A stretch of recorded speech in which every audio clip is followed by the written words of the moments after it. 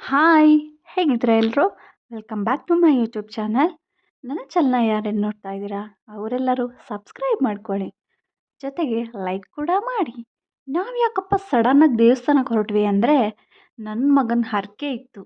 ನಮ್ಮೂರಿಂದ ಒಂದು 5 ಕಿಲೋಮೀಟರ್ ಆಗೋ ಗರಡಿಗವಿ ಅನ್ನೋ ಒಂದು ದೇವಸ್ಥಾನದಲ್ಲಿ ನನ್ನ ಮಗನಿಗೆ ಹರಕೆ ಇಟ್ಟಿದ್ವಿ ನಾವು ಅವಾಗ.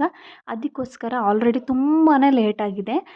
ಫಸ್ಟೇ ನಾವು ಮಾಡಬೇಕಿತ್ತು, ಈ ಹರಕೆ ಮುಗಿಸ್ಬೇಕಿತ್ತು. ಸೊ ಯಾವುದೋ ರೀಸನ್ಸಿಂದ ಆಗಿರಲಿಲ್ಲ ಅಂತ ಸಡನ್ನಾಗಿ ಹೊರಟ್ವಿ ನಾವು.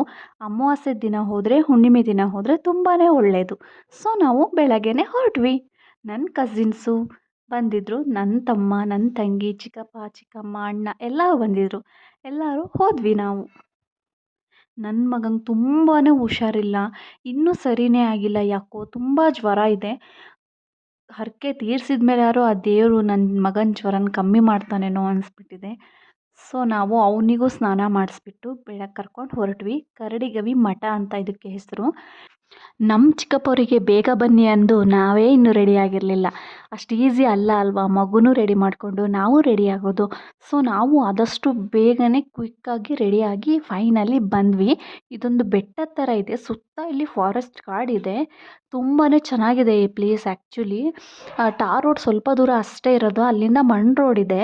ಅಮಾವಾಸ್ಯೆಗೆ ತುಂಬ ಜನ ನಡ್ಕೊಂಬರ್ತಾರೆ ಇಲ್ಲಿ. ಬೆಟ್ಟ ಹತ್ಕೊಂಡು ಹೋಗಬೇಕು, ಮೆಟ್ಲು ಹತ್ಕೊಂಡು.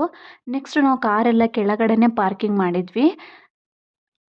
ಇಲ್ಲಿಂದ ನೋಡಿ ಕಾಣಿಸ್ತಾ ಇದೆಯಲ್ಲ, ಈ ಮೆಟ್ಲಿಂದ ಮೇಲೆ ಹತ್ತಿ ಹೋಗಬೇಕು. ತುಂಬಾ ದೂರ ಏನಾಗಲ್ಲ, ಸ್ವಲ್ಪ ದೂರ ಆಗುತ್ತೆ. ಬಟ್ ತುಂಬ ಸುಸ್ತಾಗ್ಬಿಡ್ತು ಹೋಗೋ ಅಷ್ಟೊತ್ತಿಗೆ. ಏನೂ ತಿಂದಿರಲಿಲ್ಲ, ಉಪವಾಸ ಬಂದಿದ್ವಿ ಎಲ್ಲರೂ. ನಾನಾದರೂ ಕಾಫಿ ಎಲ್ಲ ಕುಡಿದಿದ್ದೆ, ನನ್ನ ತಂಗಿ ಕಾಫಿನೇ ಕುಡಿದಿರಲಿಲ್ಲ. ಅಷ್ಟೊಂದು ಭಯ ಭಕ್ತಿಯಿಂದ ಬಂದಿದ್ಲು. ಸೊ ನಾವಿಲ್ಲಿ ಹೋದ್ವಿ ಮೇಲೆ ಬೆಟ್ಟ, ಇದು ಮೆಟ್ಲು ಹತ್ಕೊಂಡು ಮೇಲೆ ಹೋದ್ವಿ. ಆಲ್ರೆಡಿ ನಾನೇ ಲೇಟು, ಅವರೆಲ್ಲ ಆಲ್ರೆಡಿ ಅಲ್ಲೇ ನಿಂತಿದ್ದಾರೆ. ನನ್ನ ಧನು, ಪಾಪು, ನನ್ನ ತಂಗಿ, ಅಣ್ಣ, ನನ್ನ ತಮ್ಮ ಎಲ್ಲ ಆಲ್ರೆಡಿ ನಿಂತಿದ್ದಾರೆ. ಇಲ್ಲಿ ಕೆಳಗೆ ಕಾಣಿಸ್ತಾ ಇದೆಯಲ್ಲ, ಇಲ್ಲಿ ದೇವಸ್ಥಾನ ಇರೋದು ಆ್ಯಕ್ಚುಲಿ. ಮೇಲೊಂದು ದೇವಸ್ಥಾನ ಇದೆ, ಇಲ್ಲಿ ಒಟ್ಟು 3 ದೇವಸ್ಥಾನದ ಥರ ಇದೆ. ದೇವಸ್ಥಾನಕ್ಕೆ ಹೋಗ್ಬೇಕಾದ್ರೆ ಬ್ಯಾಗ್ ಯಾಕಪ್ಪ ತಗೊಂಬಂದರು ಅಂತ ಯೋಚನೆ ಮಾಡ್ತಾ ಇದ್ದೀರಾ? ಅಲ್ಲಿ ಗಂಗೆ ಸ್ನಾನ ಮಾಡಾದ್ಮೇಲೆ ಡ್ರೆಸ್ ಚೇಂಜ್ ಮಾಡ್ಕೊಳಕ್ಕಿರುತ್ತೆ. ಸೊ ನಾವು ಬ್ಯಾಗ್ ಇಟ್ಕೊಂಡು ಬಂದಿದ್ವಿ. ಮೇಲೆ ಇಲ್ಲಿ ನೋಡಿ ಎಷ್ಟೊಂದು ದೊಡ್ಡ ದೊಡ್ಡ ಮರ, ಇದು ಆಲದ ಮರ. ಆ್ಯಕ್ಚುಲಿ ನಿಮಗೆ ಗೊತ್ತಿರುತ್ತೆ ಇದನ್ನು ನೋಡಿದ ತಕ್ಷಣವೇ.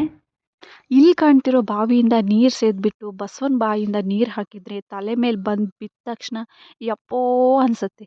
ಬಟ್ ಏನು ಮಾಡೋದು, ಹರಕೆ ಅಂದಮೇಲೆ ಬೇಕಲ್ವಾ. ಫಸ್ಟು ನನ್ನ ತಂಗಿ ಮತ್ತು ನಮ್ಮ ಅಣ್ಣ ಕೂತ್ಕೊಂಡ್ರು ಅಲ್ಲಿ. ಅವ್ರಿಗೆ ಫಸ್ಟು ಹರಕೆ ಇದ್ದಿದ್ದರಿಂದ ಅವ್ರು ಫಸ್ಟು ಕೂತ್ಕೊಂಡ್ರು ಅಲ್ಲಿ. ಅವರು ನೋಡಬೇಕಾದ್ರೆ ನನಗೆ ಫುಲ್ ಟೆನ್ಷನ್ ಆಗ್ತಿತ್ತು, ನೆಕ್ಸ್ಟು ನಾನೇ ಅಲ್ವಾ ಅಂತ. ಗಂಗೆ ಸ್ನಾನ ಅನ್ನೋದು ತುಂಬ ಪವಿತ್ರವಾದದ್ದು ಅಲ್ವಾ.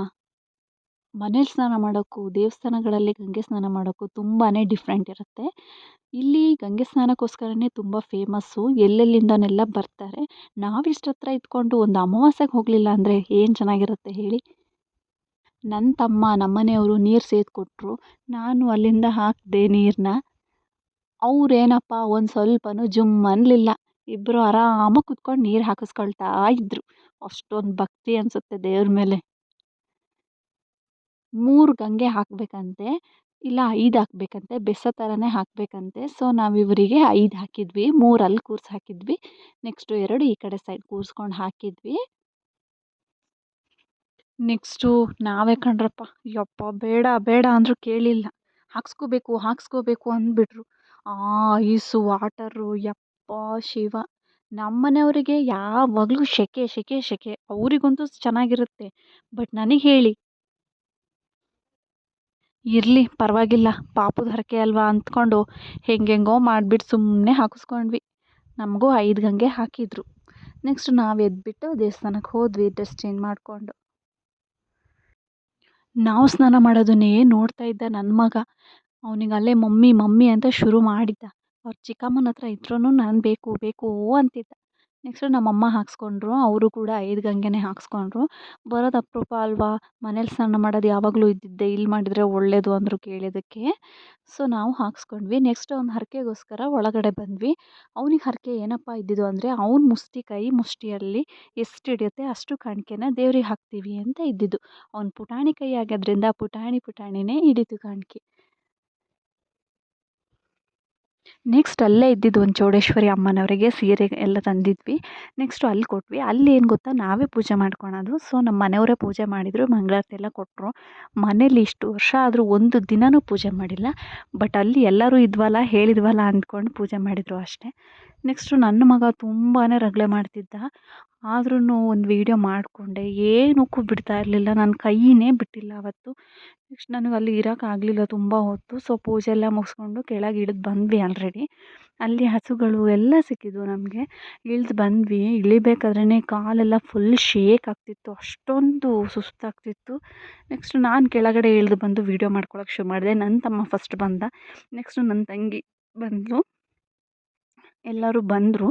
ಅಲ್ಲೇ ಊಟ ಇತ್ತು. ಸೊ ನಾವು ಅಲ್ಲೇ ಊಟ ಮಾಡ್ಕೊಂಡ್ವಿ, ಕೆಳಗಡೆ ಮಠದಲ್ಲೇ ಊಟ ಮಾಡ್ಕೊಂಡ್ವಿ.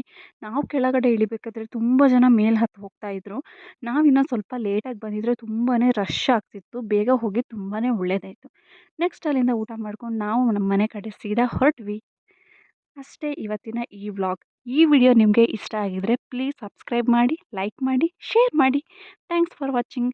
ಸಿಗ್ತೀನಿ ನೆಕ್ಸ್ಟ್ ವಿಡಿಯೋದಲ್ಲಿ. ಅಂಟಿಲ್ ದ್ಯಾನ್ ಬಾಯ್ ಬಾಯ್.